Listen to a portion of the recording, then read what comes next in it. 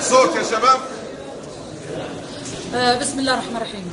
أول حاجة السلام عليكم ورحمة الله وبركاته. وبعدين أنا لما أنا ما كنتش ناوية نجي لهالملتقى، لأن أنا واخذة هيك قناعة أن اللي صار بإرادة الله سبحانه وتعالى، وأمر بيني وبين الله ما نبيش حد يخش فيه، لا يزيد فيه ولا ينقص. أنا لما طلقت ولدي الله يرحمه استودعت لله سبحانه وتعالى، مش عشان خاطر 1000 ولا 2000 ولا عشان قرش ولا قرشين. لما مشى لمصراته وقبل ما تصير الأحداث هذه قال لي يا أمي قبل ما تقوم الثورة بشهر، قال لي يا أمي أنا مليت، أنا كبدي درهت من هالبلاد ما عادش نبيها. قلت له خذ مسات لك سنة، خذ الشهادة وبعدين كان بتهج أنا ندعمك بأي طريقة.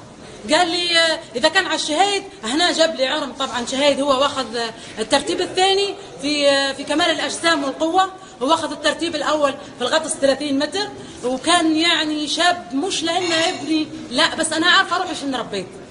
فقلت له اصبر لعل الله يحدث بعد ذلك أمرا، خذ الشهادة وبعدين إن شاء الله كيف ما تبي يصير. طبعا قامت الثورة، وكان هو أول واحد من اللي مشوا للميدان، وبعدين من ميدان مشى بنغازي.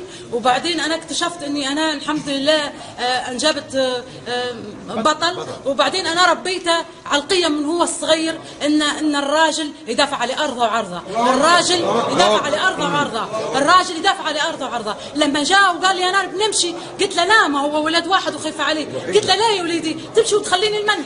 قال لي يا امي مش الراجل يدافع على ارضه وعرضه؟ فأنا بنمشي مدافع عليكم في بنغازي وفي طرابلس وفي مصراتة قبل ما يجيكم هنا. أنا بندافع عليكم، أنا بندافع على خواتي، بندافع على وطني، بندافع على ترابي. فما ينفع أنت تربيني وبعدين تجي تقولي لي لا ما تمشيش. قلت له الله يربحك. قال لي يمي، قلت له، قال لي ادعي لي بالشهادة. قلت له الله يربحك. فهو عدى الحمد لله، وعدى المصراتة وعدى البنغازي وعدى البريقة، وجني اخبار انا مانيش مصدقه انه هو هذا ولدي. فاستشهد في مصراتة، وكان دم حضر في مصراتة. فانا حمدت ربي وشكرت، قلت الحمد لله يا ربي. وانا اللي نتمناه ان دم الشهداء ما يضيع هباء. ما ينفع ان ابني يموت في مصراتة ودمه في مصراتة ونجي نسمع كلام هذا مش كويس. واحد يقول مصراتة قالت، طرابلس دارت. شنو هذا يصعب علي انا. هذا هو الشيء اللي بكيني، لان انا ما بكيت علي ولدي لما مات. قلت الحمد لله والله اكبر. والله لما جوني عرب مصراتة يعزوا فيا قلت لهم لو يرجع للحياه من جديد نبعث المصراتة.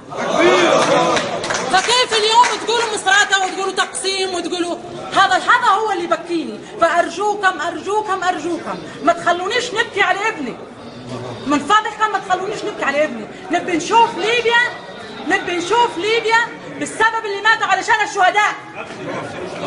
فأرجوكم، أنا لا نبي فلوس ولا نبي تكريم ولا نبي شيء. أنا التكريم خذيته من الله سبحانه وتعالى. يكفي إن ابني اصطفاه من الأبرار عشان يقضي على الغدار. الحمد لله إنه هو في الجنة، وإنه هو فتح لي باب من أبواب الجنة. الحمد بعد ما كانت الجنة تحت أقدام الأمهات أصبحت تحت أقدام الشهداء، وهذه رحمة من رب العالمين. فمن فضلكم أنا إنسانة عادية جدا، المطلوب أن نشوف ليبيا خير، ليبيا تقدم. الله أكبر يا الله أكبر. بارك الله.